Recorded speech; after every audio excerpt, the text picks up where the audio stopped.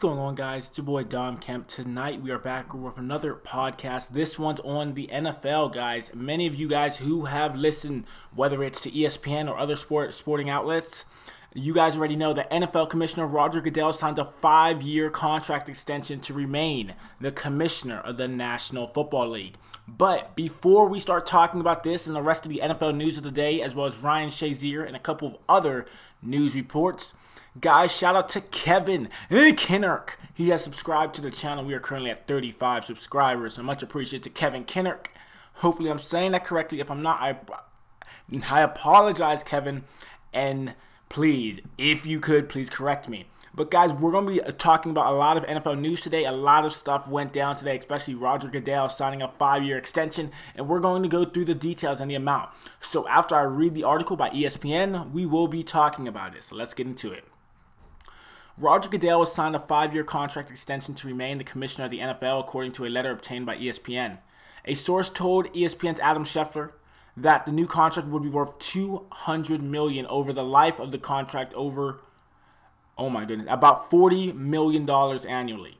If owners approve all the bonuses and all the incentives are met, the new deal runs through the 2023 season. The base salary of the new contract is in the single-digit millions, a source had told Schefter. Roughly 85% of the total potential compensation package is from bonuses, which would be subject to ownership approval and validation. The 6 members of the NFL Compensation Committee, which had been granted permission to negotiate the extension, said it supported the signed contract in a letter to NFL owners.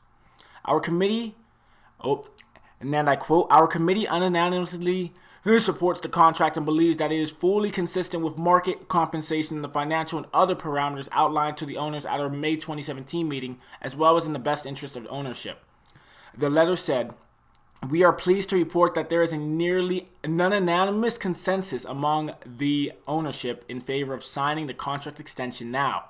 Atlanta Falcons owner Arthur Blank, who heads the compensation committee, told the MMQB he was relieved that Goodell had signed the deal. And I quote, "I'm happy that it's over. I was just telling Roger that in the history of the NFL, I'm not sure a big decision has been so transparent as this one," Blank told the MMQB. And I quote, "We got a lot of input from a lot of owners, a lot of guidance from them, and we feel very good about what developed out of that." Blank said the owners will have a more direct line to Goodell going forward, including a session with the commissioner at future owners' meetings. And Goodell's new deal had been a contentious issue throughout 2017. Sources had told ESPN in October that the debate over NFL player protests during the national anthem was one reason for the delay in completing the extension. Goodell has earned $212.5 million since he was elected NFL commissioner in 2006. Well, I have no idea how to say this guy's last name, but guys, as in Paul's replacement is all I can say. The NFL paid Goodell nearly $32 million in fiscal year 2015, the last year for which public records exist.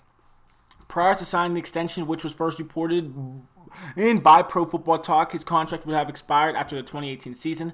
Sources previously told ESPN that Dallas Cowboys owner Jerry Jones was leading an effort to try to halt the league's compensation committee from completing the extension. He later told USA Today Sports that he would not sue over the extension but want accountability in the process. Jones had been removed as a non-voting 7th member of the compensation committee after his threat of a lawsuit. Blank told the MMQB that he spoke with Jones recently and that the Cowboys owner, and I quote, "understands the contract and how we got here." Blank also said Jones will present some proposals on NFL matters in the near future. So pretty interesting, guys. Pretty interesting if we really think about it right now in this sense, guys. The NFL is paying Roger Goodell over $200 million over 5 years. That's $40 million plus incentives over the next 5 years going to 2023-2024 NFL season. Now, the big thing is this. What I'm trying to understand is that is a lot of money, but it comes with a lot of responsibility. And I hope Roger Goodell, in the sense that he will help out on certain issues that us minorities are going through. That's all I'm hoping. There's a reason there are players protesting. There's a reason.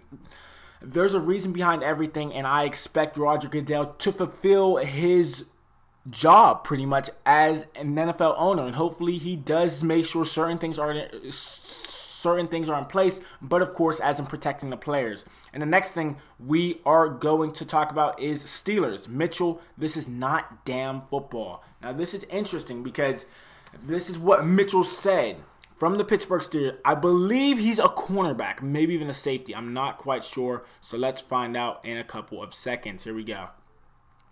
Come on. Bro, work ESPN. Let's go. Oh my goodness. Okay. Well, it looks like we are having some technical difficulties. So, guys, let's just continue to talk about Roger Goodell's contract extension. So, Roger Goodell, guys, is an NFL owner. Those of you who came to the podcast wondering how he's making this much money, it is because most of the owners signed off on a possibility of having his contract extended, but the only problem is he might still have to deal with Jerry Jones in the sense that he wants to control the owner of the National Football League. He wants to control the commissioner of the National Football League, and I don't think Roger Goodell is going to take that. Okay, so here we go, guys. It finally popped up. Steelers safety Mike Mitchell rips officiating. Just hand us all some flags. Steelers safety Mike Mitchell launched a passionate 4-minute-long rant about the league's stringent policy on hits, resulting in the suspension of teammate Juju Smith-Schuster for 1 game. Now, if you guys have no idea what I'm talking about right now, this is from the Pittsburgh Steelers and Bengals Monday Night Football game, where it was a rough and intense game, and a couple players got injured. Here we go. Mitchell declined comment on his tweets from Tuesday criticizing the NFL suspension methods, but when asked about option for modern players to be physical, yes, but within the rules, Mitchell picked up steam in a hurry. Just hand us all some flags, and we'll go out there and try to grab the flags off. Because we are not playing football, said Mitchell on Wednesday from his locker. This is not damn football. When I was 6 years old watching Charles Woodson, Rod Woodson, Sean Taylor, the hitters, Jack Tatum, that's football. This ain't football. You have to know the risk when you sign up. No one wants to be paralyzed. No one wants to have head injuries. These are all things that are negative, but let's not try to turn football into a dangerous, barbaric game. Which, in a sense, he's wrong. He's wrong about it. It is a barbaric game. And if you are putting your kid out there right now to play football, well, pretty much you don't know what's going to happen in the future. He might get injured. He might get paralyzed. He might break his neck on a play. It's tough. It's tough nowadays to see if certain kids want to play football because many kids have dropped out of football. Over 29,000 high school athletes weren't going into football. Thought about it, and then neither the parents said no or they said no. And I quote, "This is how I changed my family legacy before I got drafted. I had $368 to my bank account. That is far from the case today. I have changed my family legacy by this beautiful game of football forever, so let's not try to turn this into some evil, dirty game. It's football. It's no different than UFC fighting. This is a combat contact sport. There's going to be injuries. That's just what it is. But if you don't want to get injured, don't come out here. This is for real men. This is a man's game." Ray Lewis said that a couple of years ago, and I stand by that. It's a man's game. If you don't want to be a little kid and get your blank hit, don't come out here. This is for grown men. Straight like that. Man, he is bashing. He's bashing the naysayers, man. Oh, my goodness. Mitchell, a second-round pick out of Ohio, was drafted in 2009. He played the fourth year of a 5-year, $25 million contract with Pittsburgh. The league responded to Monday night's physical Steelers-Bengals game with suspension for Smith-Schuster for his open field block on Vontaze Burfict, which came with a taunt, and Bengals safety George Iloka, I probably screwed his last name up, I apologize, for his end zone helmet shot on Antonio Brown. The NFL reversed Ioka's suspension upon appeal, but upheld Smith-Schuster's ban. Patriots tight end Rob Gronkowski got a 1-game suspension for an after-the-whistle body slam of Bills corner Tre'Davious White on Sunday. Now, I am going to talk about the Rob Gronkowski thing. He should have been suspended for at least not a minimum of 3 to 4 games, okay? But here's what the NFL's doing. They want him to play in the Steelers game. They don't want the Patriots to make any excuse, oh, our tight end was suspended when they play the Steelers. And that's what somebody said on SportsCenter. They said, think about it. Think about it. Somebody rules out the suspension, realizes that there's an upcoming possible playoff matchup in the future down the road between the Steelers and Patriots, and said, oh, a 1-game suspension is fine. He gave the dude a concussion. He wasn't even looking, and he gave the dude a concussion. He literally ran into him, elbow first, jotted up, had time to think about it, and slammed his head against the ground. Man, I hate that. I hate that. League official Troy Vincent told reporters Wednesday night that NFL might adopt college football's targeting rule that ejects players for egregious hits. To that, Mitchell said, good for Troy. Mitchell strongly disagrees that Gronkowski deserves the same suspension as Smith-Schuster, who was making a football play. He also defends Iloka while stressing the difficulties of playing safety. Understand, guys, it's hard not to hit somebody in the head. If the player is ducking his head, okay, great example, okay? Smith-Schuster's block on Vontaze Burfict. That's a Hines Ward block 5, 6 years ago, 7 years ago. That's a Hines Ward block. And no one says anything about it. Wow, that's a clean block. Nowadays, it's all these rules that are screwing up the game of football. I understand after football, many people aren't the same. I understand that. But you got to go into it knowing that you're going to get hit no matter what. It doesn't matter where you're going to get hit. And many people don't understand that. So that's all I'm saying about it. The speed of the game simply doesn't allow for less hitting, Mitchell said. We are physical safeties. Think about what you ask us to do, Mitchell said.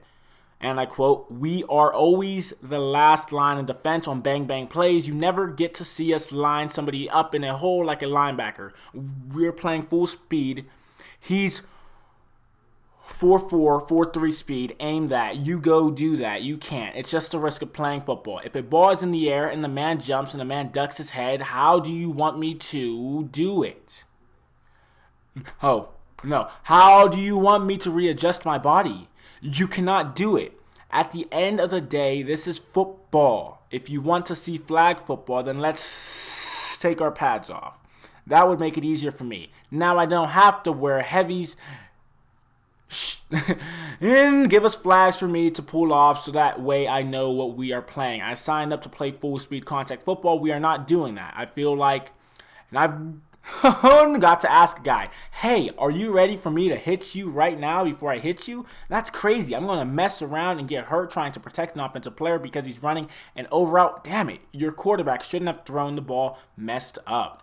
Mitchell said that happened 2 years ago on his hit on Bengals tight end Tyler Eifert, eliciting a hefty fine. Mitchell also received $48,000 fine for a Week 6 hit on Chiefs running back. Oh my gosh. Yeah, West. Though he appealed in the same game, Mitchell got tripped into quarterback Alex Smith, which some critics said was an intentional play. Mitchell is paying attention to those who label him dirty. That's $50,000 out of my pocket because Andy Dalton throws a bad ball. That makes sense, said Mitchell of the 2015 play. And at first, you are taking our money, but now I've got a-holes like Matt Hasselbeck calling me a dirty player and trying my character, and we've never met before. Oh, man, I donate more money to Cincinnati to underprivileged kids than probably the people on the Bengals. So don't give me that name. My nephew goes to school there, and I take all that personally. If you don't know me and you've never had a conversation with me, don't judge us on what you see in football, because football's my competitive side. You know what I'm saying? There's just so much going on in the game right now. Mitchell slowed down his rant, then pointed out he was obviously a little flustered and asked for Commissioner Roger Goodell to do better. And I quote, fans, owners, players are all disappointed in Roger Goodell. We have just got to do better, Mitchell said. We can't have a guy where you just hand out and discipline how you see fit. There needs to be a set guideline on how we do what we do. There's no way I see two people get post-play infractions that don't have to do with football. And you get the same suspension as the guy who's making a football play in a football game. It's absolutely absurd, but like I said, it's Steelers versus the world. So pretty interesting comments there by Mike Mitchell right there. Pretty interesting right there. Next up, guys, I have not that much to talk about on Mitchell's freaking comments. And I have not much to talk about, really. He literally nailed it. The NFL needs to imply some sort of rules in the sense that label them, let us know about them. Stop making a crack block play by Smith-Schuster the same suspension length as a Gronkowski after the play hit, okay? Stop that. Fix that, NFL, please. But guys, next up is another Steelers topic, and that is Ryan Shazier hospitalized, guys. Yes, those of you who saw the tackle he made, guys, it was interesting to see. I only watched it one time, and when I saw, I was like, okay, I cannot see that anymore. Ryan Shazier transferred to Pittsburgh Hospital from Cincinnati. Steelers linebacker Ryan Shazier has been transferred from a Cincinnati hospital to a University of Pittsburgh Medical Center facility. The team announced Wednesday for treatment and further testing on a spinal injury that he suffered during the first quarter of Monday night's win over the Bengals. And I quote, "He will continue testing evaluations before his medical team provides any further updates on his condition," the Steelers said in a statement. "We again want to thank the doctors and staff at UC Health's University of Cincinnati Medical Center for the excellent care Ryan received while at the facility." Shazier was flown by medical helicopter from Cincinnati Hospital at 2:30 p.m. Wednesday. His family flew by private jet to Pittsburgh at around the same time, sources told ESPN's Michelle Steele. Shazier left Paul Brown Stadium on a stretcher less than 4 minutes into the team's 23-20 victory following a tackle that left the 25-year-old writhing on turf, his legs motionless. He underwent extensive testing overnight, with the team saying Shazier's injury did not require surgery at this time. The Steelers had hoped Shazier would be able to return to Pittsburgh on Tuesday, but the timetable was pushed back and he remained in Cincinnati under the care of neurosurgeons. ESPN sources on Monday night were encouraged that Shazier's injury would be less severe than originally anticipated, but told the extent would not be known until the process played out. Shazier spoke to multiple teammates and he has remained upbeat about the process. He tweeted a message of gratitude to fans on Twitter. "Thank you for the prayers. Your support is uplifting to me and my family." Have to give him credit. He's a warrior, Ryan Shazier, guys. Right now, you just want to pray.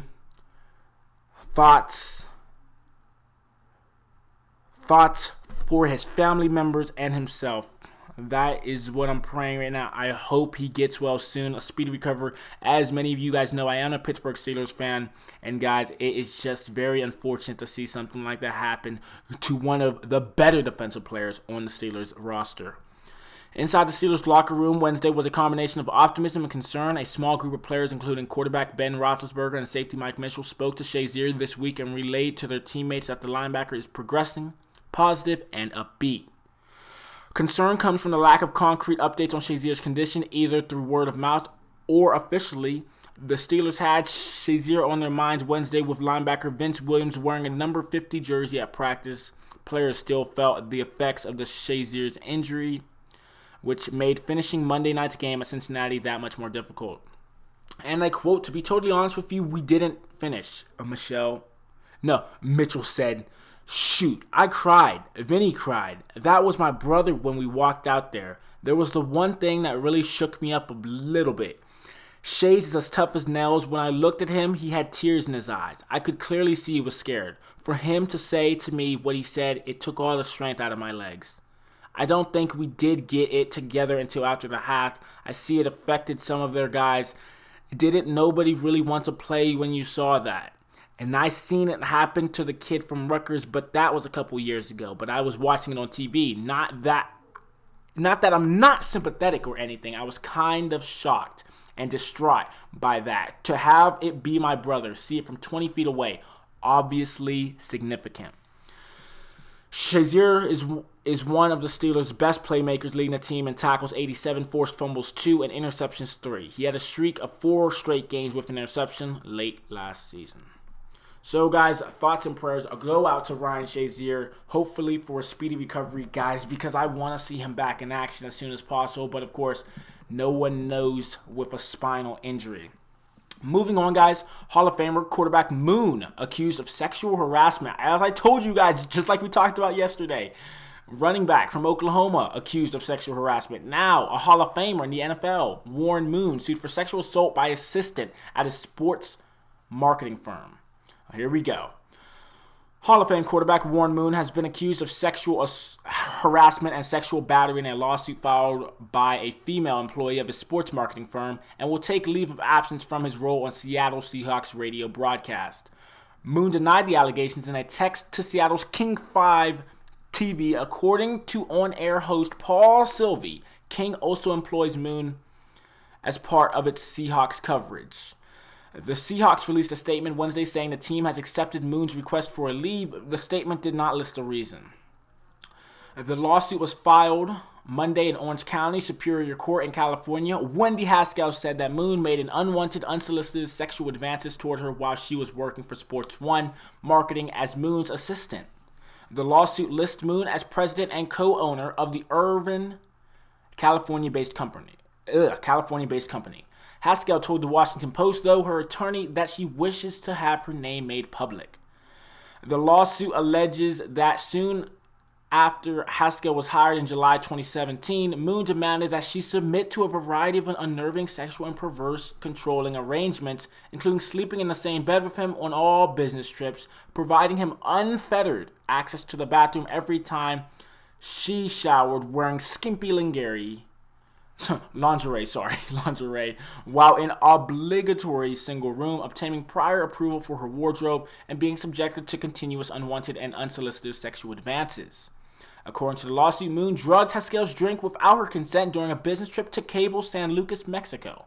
Haskell said she began feeling strange and asked Moon if he had put something in her drink, which he then admitted to doing, she said, telling her he did so because he thought she wasn't having fun.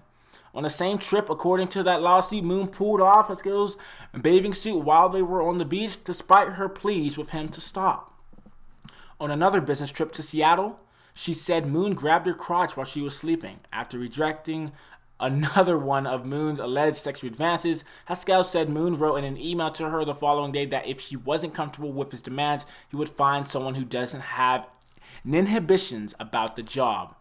According to the lawsuit, the cable incidents occurred after Haskell complained to the company's CEO about Moon's behavior. She said the company did nothing to address the matter. Haskell accuses the company of retaliating against her by giving her a demotion that included reduced compensation. Haskell's attorney, Diana L. Fitzgerald of Miami, told the Washington Post that Haskell did not report any of Moon's conduct, including the alleged sexual battery, to police. And I quote, "I think she was scared," Fitzgerald told the Post, adding, she was expecting to further her career in the sports marketing industry. She had no idea that her job duties were going to involve that kind of perverse protocol.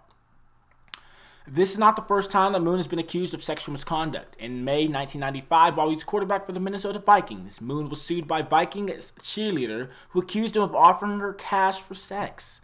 The case was settled out of court. 2 months later, Moon was arrested in Houston, Texas after his wife, Felicia, told police that he struck her on the head and choked her before she escaped from the couple's home.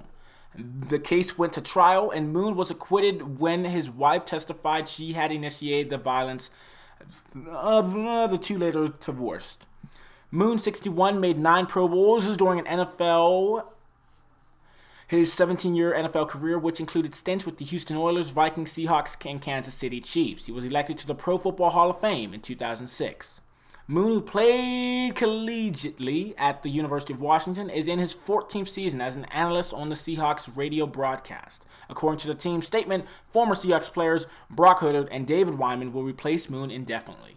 So what I'm trying to understand is this, guys. How is this guy in the Hall of Fame?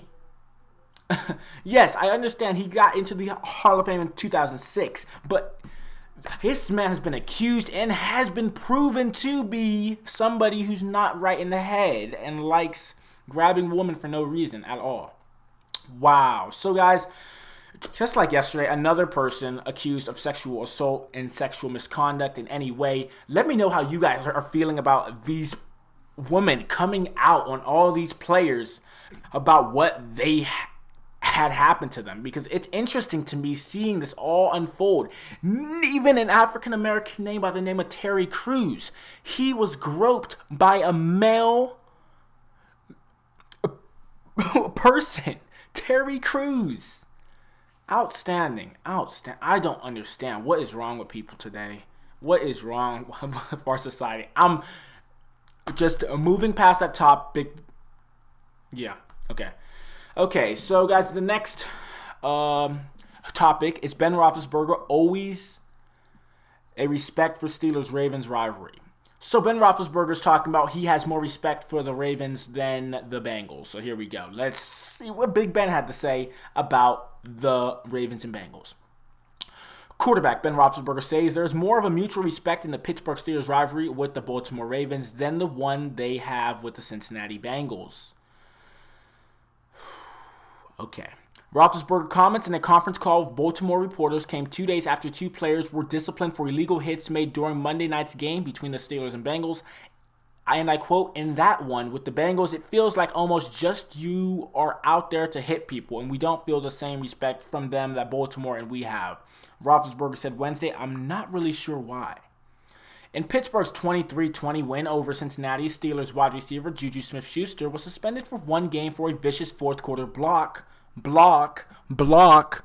on Vontaze Burfict, who was in a defenseless posture according to the NFL's ruling. Smith-Schuster then stood over Burfict as he lay motionless. Now, guys, I could see if Schuster made the block and that's it. Now I understand why the NFL gave him a suspension. He stood over him, he mocked him, he yelled at him. So now I understand a little bit, man, but that's all part of the game, man. That's part of an NFL play. What do you expect a player to do after he makes a crack block on you? Not to stand over you and taunt? Man, come on now. Bengals safety George Iloka had received a one-game suspension for a hit on Steelers wide receiver Antonio Brown in the end zone in the fourth quarter when Brown was deemed a defenseless receiver, but that suspension was overturned Wednesday. Iloka will receive a $36,464.50 fine instead. After the game, Roethlisberger said it was just AFC North football. On Wednesday, he explained there is a difference in playing the Ravens compared to the Bengals. The difference between this game and the Cincinnati game is these two teams, us and Baltimore, there's always a respect involved in it. Roethlisberger said, "You are going to get hit really hard or you're going to hit somebody really hard. But you are going to help them up and say, man, nice job." At the end of it, you're going to shake hands and give the other guy a hug and say, "That was a lot of fun and can't wait to do it next year." Okay, hold up. Hold up. Ben Roethlisberger's acting like a child right now. Ravens and Steelers, that's a matchup. That's aggressiveness. And I understand the difference between the Bengals and Steelers and the Ravens. I understand that part. But Ben Roethlisberger is making it sound like all fun-loving rivalry. It's not fun-loving. If you're getting hit, boy, you're getting hit. You better stop trying to act like it's fun. Please, man. Okay, here we go. Sorry about that. It's a fun rivalry in the sense that there's a lot of respect and there are two good football teams. The Steelers 10-2 can clinch their third AFC North title in 4 seasons if they beat the Ravens 7-5 on Sunday night. Okay, guys, so Ben Roethlisberger is all happy. He's like, man, I'm excited about the game. Now, if he gets injured, then what, Ben? Then what's going to happen? There you go. Whole thought process change, especially if the Ravens start playing real dirty. Trust me, he's going to change his mind. He's going to come back next week and say, yeah, that wasn't a fair matchup. They played dirty against us.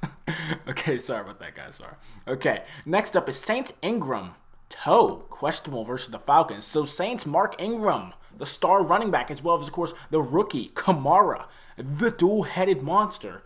Let's actually read about what is happening with Mark Ingram questionable for the showdown versus the Falcons, which is an important game for the Saints as well as the Falcons to keep their playoff hopes alive. Here we go. One half of the NFL's most dynamic running back duo is questionable for Thursday night. It's tomorrow. I forgot about that. Okay, never mind. So he's probably not going to be ready. Back duo is questionable for Thursday night's NFC South showdown in Atlanta.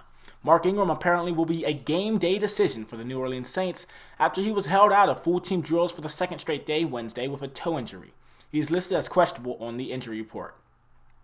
There is still reason for optimism that Ingram will play since the team didn't rule him out before making the trip to Atlanta, and since Ingram was present for the early portion of practice that was open to the media on Tuesday.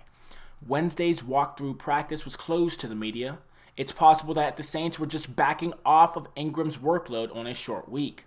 However, if Ingram can't play, the Saints are still in great hands with rookie running back Alvin Kamara, who has shown the ability to be an every down back as both runner and receiver this year. Kamara has 606 rushing yards, 614 receiving yards, and 11 touchdowns. Look at that balance. That's amazing. And he leads the NFL with 7 yards a carry. Ingram has 922 rushing yards, 255 receiving yards, and 9 touchdowns. Together, they are on pace to become the first pair of running back teammates, each with more than 1,500 yards from scrimmage in NFL history. The Saints, 9-3, have a chance to widen their lead in the NFC South on Thursday night at Atlanta. The Carolina Panthers, 8-4, are in second place, but the Saints swept their regular season meetings against Carolina. The Falcons, 7-5, are 2 games back, but this will be the first of 2 meetings between the Saints and Falcons over the next 3 weeks. New Orleans definitely will be without starting left guard Andres Pete, who was ruled out Wednesday with a growing injury.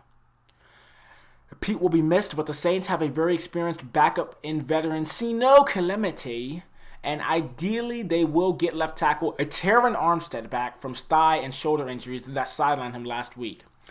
Pete replaced Armstead at left tackle when he was hurt, when Clemente filling in for Pete. The Saints are also hoping to get standout rookie cornerback Marshawn Lattimore, ankle, and rookie safety Marcus Williams growing back from injuries after they both practiced on a limited basis all week. They are both listed as questionable along with Armstead and defensive end Trey Hendrickson, knee.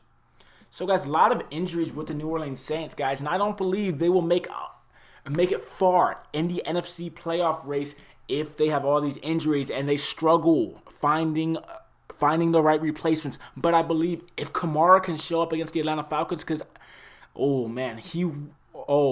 he makes a strong case for Rookie of the Year. He does make a strong case. His first year already practically rushing and receiving balanced wise. That's amazing, man. I have to give him credit for that. Moving on, guys, we are next up on the topics, guys. So after this one is one more topic and we will end the podcast there. A pretty long podcast, but guys, a lot of information in the NFL today. Bengals put wide receiver John Ross on injured reserve with surprise shoulder injury. Cincinnati. The Bengals have replaced rookie wide receiver John Ross on injured reserve, quietly bringing the bizarre season of the number 9 overall pick to an end.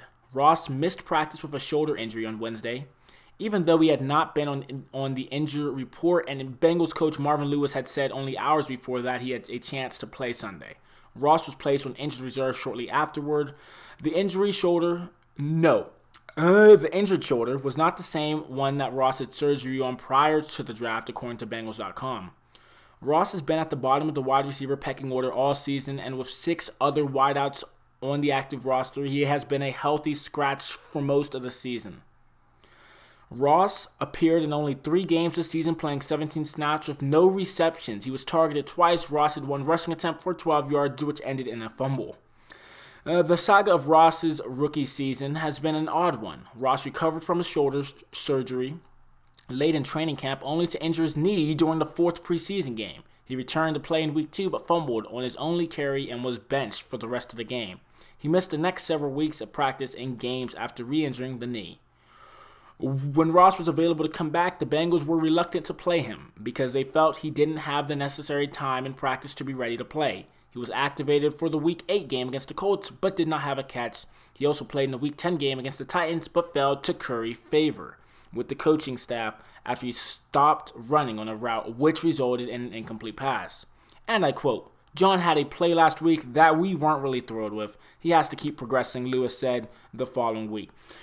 First and foremost, they need to get Marvin Lewis out of there after this season. He's been there for over 15 years practically and hasn't won a playoff game. Get him out of there. Cincinnati, please. Please, guys. He has not won a playoff game, and he's been coaching the team for 15 years. Get out of here, game. Please. Please, somebody fire him. Please, somebody fire this guy. Okay, other than that, hi, apologies. That's just my personal opinion. I'm sorry, guys. Okay, Marvin Lewis following Luke. Okay, and I quote, the QB expects him to understand where he needs to be. Lewis continued, Ross let his teammates down, he let me down, and he let Andy Dalton down. Because maybe that ball isn't supposed to go there in that coverage, but if you do it right and run like he can run, that ball can go there and be a big play for us. That's what you have to tell the receiver. He can't dictate where the ball goes. The QB has to make the read, do what he does, and throw the ball based on the coverage and his progression. In that case, Dalton chose John. He made a nice throw and put the ball where it needed to be, and it ended up not very far away. If he kept running, he likely catches it. So straight up, guys, writing off this rookie, Ross, man, he's done, son. He's out of here. Straight up. Last but not least, guys, we are going to be talking about something pretty sad and something pretty tragic right now, guys.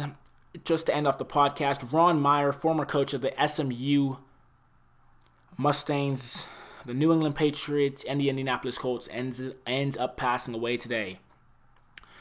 Ron Meyer, who coached Southern Methodist on to the national stage in college and later coached the New England Patriots and Indianapolis Colts in the NFL, has died. He was 76. Meyer began his head coaching career at UNLV in 1973 and led the Runnin' Rebels to an 11-0 record and the Division II playoffs. He moved to SMU in 1976 and brought the Mustangs to national prominence, helped by the exploits of running backs Eric Dickerson and Craig James. And I quote, devastated to hear the passing of my coach and great friend Ron Meyer. My mom and I loved Coach Meyer. He was a great man, tweeted Dickerson, who played for Meyer at SMU from 1979 to 1981. In 1981, his last season at the school, Meyer led SMU to a 10-1 record and the Southwest Conference title. But the NCAA would later discover that the success was partially built on a system that paid recruits. Boosters and assistant coaches were paying players, and coaches knew about it. As did high-placed administrators. On February 6, 1987, 5 years after Meyer left the school, SMU was given the death penalty, the harshest penalty ever levied against a major college football program for violations that occurred partly under his watch. It included a complete one-year ban on competition, followed by a partial ban in year 2. Meyer left SMU for the NFL in 1982, taking over as coach of the Patriots. In his first season, he led the Patriots to a 5-4 record in that strike-shortened campaign and earned AFC Coach of the Year honors. He might be best known for the infamous snowplow game that season. On December 12th, the Patriots were hosting the Miami Dolphins in frigid conditions. The teams were in a scoreless game with just less than 5 minutes remaining. The Patriots had the ball at the Dolphins' 16-yard line, and Meyer called for kicker John Smith to attempt a 33-yard field goal. But first, he called on Mark Henderson, who was operating the John Deere tractor as part of a work release program at a local prison, to sweep a clean spot for Smith to make the kick and send the Patriots to victory. Meyer said, and I quote, "Get out of there and do something." No, get out there and do something. I knew exactly what he meant, so I jumped on the tractor, Henderson told the Boston Globe in 2010. With clear turf, Smith easily made the kick as Dolphins coach Don Shula furiously looked on from the opposite sideline. The final score was 3-0. And I quote, "I wanted to go out there and punch him out," Shula said years later. "In retrospect, I should have laid down in front of the snowplow." The John Deere tractor is now part of the Patriots Hall of Fame. In 1984, Meyer was abruptly fired midseason with the Patriots at 5-3. He took over the 0-13 Indianapolis Colts late in 1986, and the Colts went on to win their final 3 games. Indianapolis went 9-6 the next season, winning the AFC East, and Meyer was again named AFC Coach of the Year. The Colts never reached the playoffs again in Meyer's tenure, and he was fired after 5 games in the 1991 season. His overall record in the NFL was 54-50. Meyer later worked in television and coached the Las Vegas Posse of the Canadian Football League and the Chicago Enforcers of the XFL. And I quote, "I am sad to hear of Ron Meyer's passing," said Patriots chairman and CEO Robert Kraft. "He was a colorful head coach who was very entertaining and for fans during his tenure." Meyer was born in Westerville, Ohio on February 17, 1941, and he was a walk-on football player at Purdue. Reverend Bobby K. Jones at Terrytown United Methodist Church in Austin, Texas, said a memorial service is planned for Saturday. Details on supervisors? No. non-survivors were incomplete. Well, there you go, guys. That is all I have for you guys tonight. Yes, it's a pretty lengthy podcast, but it seems like you guys are enjoying the lengthy podcast because I'm covering so much in them. So I thank you guys for the support. Much appreciated. Go ahead and like and subscribe if you do go on into enjoying this podcast. A pretty lengthy one tonight, guys, but of course, it's NFL news out of the entire day, and I'm at work pretty much all day. So that's why this has to be compiled in one podcast. But this is This is how podcasts are, guys. Longer.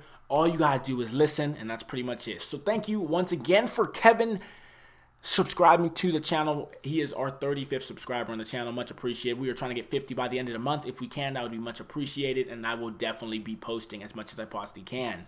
Thank you for listening. Hope you guys went into enjoying. Like the podcast if you liked it, and you like an NFL podcast, an NCAA podcast. It doesn't matter. And of course, and subscribe if you do want to hear more from me, guys. I podcast all over my channel. Of course, long ones, short ones, it doesn't really matter. Thank you for those of you who have been subscribing. God bless all of you. And I'll talk to you guys tomorrow. Peace, guys.